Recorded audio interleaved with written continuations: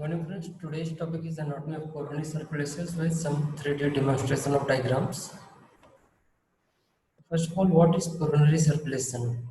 So as you can see, it's made of two words, coronary and circulation. So coronary is related to the heart. The coronary circulation refers to the vessels that supply and drain the heart. The coronary arteries are named such as due to their encircle the heart, much like a crown. So it's due to the shape of crown due to which the name coronary has been given here. An arterial circle surrounds the heart in AV circles. From this arterial circle, an arterial loop runs in the anterior and inferior intervertebral groove. So basically, there are two types of loops which are going to formed here.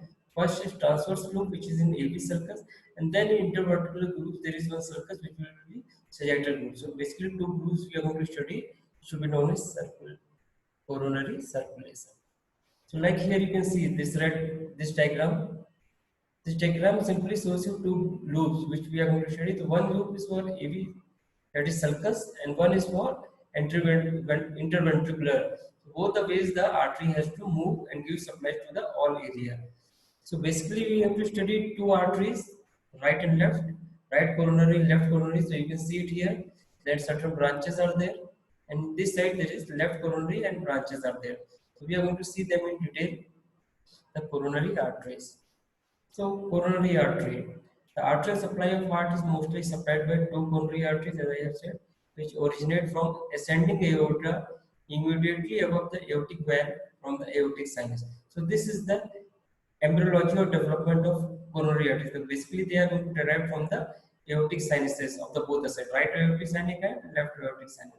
The coronary artery and their branches run to the surface of heart, being located inside the subpericardial fibro-fatty tissues. Coronary arteries are basically vasa vasorum of the ascending aorta. Vasa vasorum means the arteries which are going to be supplied to the artery themselves. So actually, aorta is also a big artery, and it is going to be supplied. It is from coronary arteries. Anatomically, coronary arteries are not end arteries as it looks like in the diagram, but functionally they behave like end arteries. So basically, they are going to anastomose with each other, right and left, their branches. So they are typically not the end arteries. So as the name says, the left and left right coronary artery arises from the left and right aortic sinus within the aorta. The aortic sinus are small opening formed within the aorta behind the left and right flaps of the aortic valve. When the heart is relaxed, the backflow of the blood fills these valve pockets, and from there, these arteries are going to get their supply. So this is the catch or difference between the normal arteries and coronary arteries. Normal arteries are filled when the heart pushes out the blood through the ventricular contraction, that is in systole. But actually, these coronary arteries are going to be filled during the diastole. So this is the basic difference. So you can see a small diagrammatic representation has been drawn here. So how the things are going to happen? Like the pulmonary valve, the aortic valve has three semilunar curves, right, posterior, and left. Each curve has a fibrous nodule at the midpoint of its heads. The blood is ejected from the left ventricle through the pores of the curves apart. When the valve closes, the nodules and lanules meet in the center. The coronary artery arises from the right and left ventricle, and thus how they are going to be filled. So this is actually the backflow. You can see the diagram below. The backflow of blood due to the recoil of elastic aorta closes the valve and causes the filling of coronary arteries when myocardium is relaxed. So this is the little bit different from the coronary circulation and systemic circulation differently. So there are some specific characters of coronary arteries. They are vasa vasorum of ascending aorta, and normally they are not end arteries, but functionally they behave like end arteries. They are the only branches of ascending aorta, and the only arteries which get filled during the diastole of the heart. These all can make a good MCQ questions. Then you can see the supply areas. You just see the lower diagram. Here they have tried to show you the 3D view in 2D. So the margins, if you make fold of them, okay, it will become a round in shape, and then the aorta on the right side is going to give the right coronary artery, which will move toward the right side of posterior also.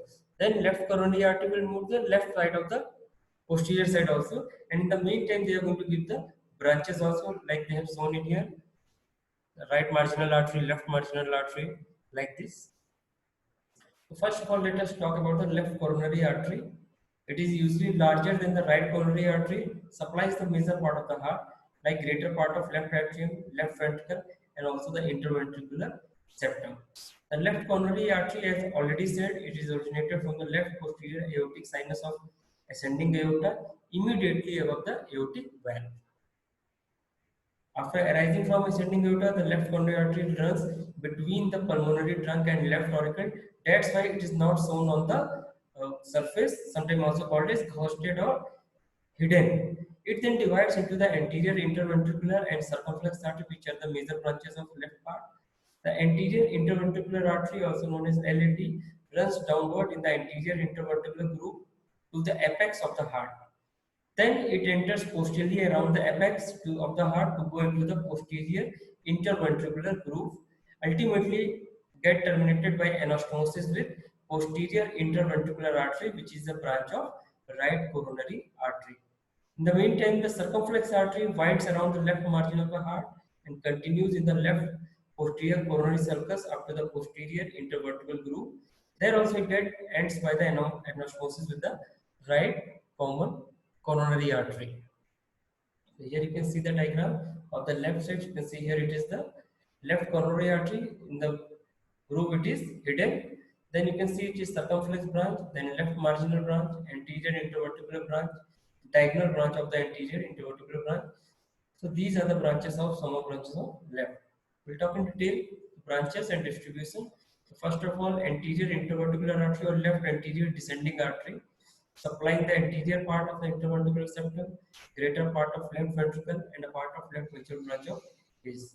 Then circumflex artery, it supplies the left marginal artery that provides the left margin of the left ventricle up to the apex of the heart. Diagonal artery, sometimes may directly originate from the left coronary artery. Then there is conus artery which supplies the pulmonary conus, and then there are atrial branches that supply the left atrium. Basically, it is going to supply the left part of the heart normally, and at least you should learn the names of the branches. Next comes the right coronary artery. So it is going to arise from the right aortic sinus, as we have already talked, passes to the right of the pulmonary trunk and runs along the coronary sinus before it gets branched. Near its origin, this is going to give a special branch known as ascending sino-arterial branch, which supply SA node. The right marginal artery arises and moves along the right and inferior border of heart towards the apex. So this is the branches you can see here. This particular branch, which you can see some colored diagrams, this is an angiogram for the right coronary artery, which we are going to discuss it. So basically, there are certain divisions which are based on the angiography. First segment, which is from origin to first curve, passes forward for a distance that is between pulmonary trunk to right auricle. Second segment lies in the anterior part of AV groove, that is on sternocostal surface between the right auricle and right ventricle.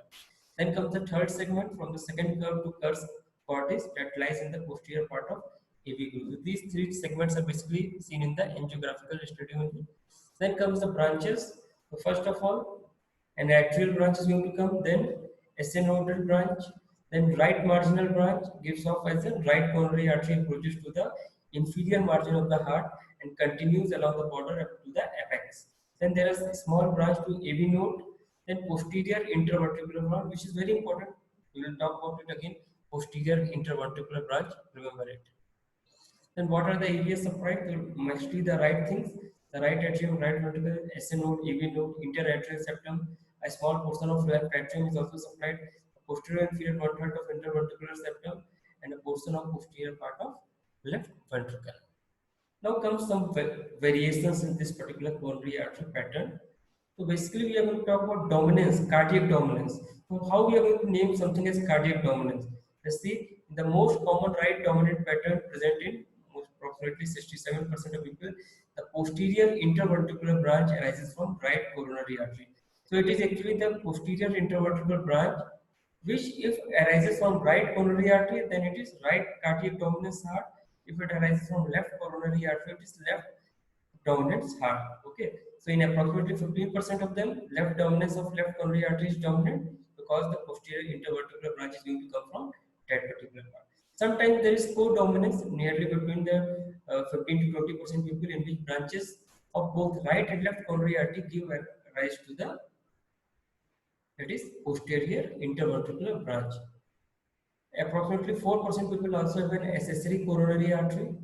Another point of variation relates to the arterial supply to the SA node and AB node. In most of the cases, these two are actually supplied by right coronary artery. In little bit percent, they can be from left coronary artery also. So these are the variations and a very good question for exams also. So you can see right dominant heart, left dominant heart. Remember, it only depends on the posterior interventricular artery, whether it is branch of right coronary artery or it is a branch of left coronary artery. And same we are going to give the name right cardiac dominance or left cardiac dominance. Here you can summarize the major branches of right side like right marginal artery, posterior interventricular artery, SA nodal artery. On the left side, anterior interventricular artery, circumflex artery, diagonal. This is for the normal, it's not variation for that. Now, after learning this much of arterial, there are certain diseases also known as coronary heart disease. So these are actually disease which are one of the leading cause of death worldwide. It actually describes the reduction of blood flow to the myocardium and has several causes and consequences. It can be due to atherosclerosis, thrombosis, high blood pressure, diabetes, smoking. All these factors lead to the reduced blood flow to the heart through the physical obstruction or the changes in vessel wall. Angina pectoralis describes the transient pain of a person may feel on exercise or on working due to the lack of oxygen supplied to the heart. The pain is felt across the chest and may be resolved soon. But if untreated, then it may turn into the more severe consequences like myocardial infarction. So here you can see there are two patterns of the angiography are shown here. One is through the radial artery, one is through the rural artery. You can see a stent is bone. These are certain patterns. First of all, a stent bone, then a balloon type of thing is there, which tries to increase the size, and then the increased size, the stent is left out there. So this is the atherosclerosis where the plane you can see it is placed here. So this is a technical pattern or the clinical part. Then comes the venous drainage of the heart. So basically, it is drained into the right atrium, as everything is going to be drained in the right atrium only, with the following things like coronary sinus, anterior cardiac veins, and vena cordis minimi, also known as Thracian veins. So what actually happens? The blood travels from subendocardium into the Thracian vein, which are small tributaries running throughout the myocardium. Those in turn drain into the larger vein, which empty into the coronary sinus. And the coronary sinus is basically the main vein of the heart, located on the posterior surface of coronary sulcus, which runs between the left atrium and left ventricle. The sinus ultimately drains into the right atrium. Within the right atrium, the opening of coronary sinus is located between the right AV orifice and inferior vena cava orifice. Let's talk about coronary sinus. So it gets many tributaries. You just remember the names like greater cardiac vein, middle cardiac vein, smaller cardiac vein, posterior vein of left ventricles. Oblique vein of left ventricle, also known as vein of Marshall, it develops from the left common cardiac vein, that is duct of Purvia. So wherever is named, this is more important for example. Right marginal vein and lastly the left marginal vein, which ultimately drains into the coronary sinus and it goes into drain into the right atrium. So now we are going to see 3D view from our software. So this is a particular diagram in which the names are going to be seen. So one by one we are going to see all the things which can be seen here. Like this is the arch of aorta, superior vena cava, left branchiocephalic vein, subclavian, then common carotid, left artery, then you can see brachiocephalic trunk, pulmonary trunk, left pulmonary artery, right pulmonary artery, pulmonary valve, then left superior pulmonary vein, then left auricle, right auricle, aortic wall. Now the things came to our interest, that is left coronary artery. You can see the left coronary artery, right coronary artery, circumflex branch, great cardiac vein, anterior interventricular branch, right ventricular branch, left marginal branch, then small cardiac veins. So these are certain patterns which can be seen here. So this is for the little bit about the artery. Next again we can see one more uh, demonstration. So here you are seeing the 3D view. So first of all, remember, so this is what? This is right coronary artery. This is the conus branch of right coronary artery. This basically is the left coronary artery. This is circumflex branch of left one. This is left marginal artery. This is conus branch. This is the anterior interventricular branch of left part. And this is the lateral branch of anterior intervertebral artery. So this view we have actually seen the anterior ones. Let's see the posterior ones also. So if you see here, this is the lateral branch of right coronary artery moving towards upper side. Then left marginal artery, circumflex branch, right posterior lateral branch, then right coronary artery. This is posterior intervertebral branch. Remember, this says the importance of the cardiac dominance. So this is the posterior part. Again, you can see circumflex artery. This is the right posterior branch of coronary artery.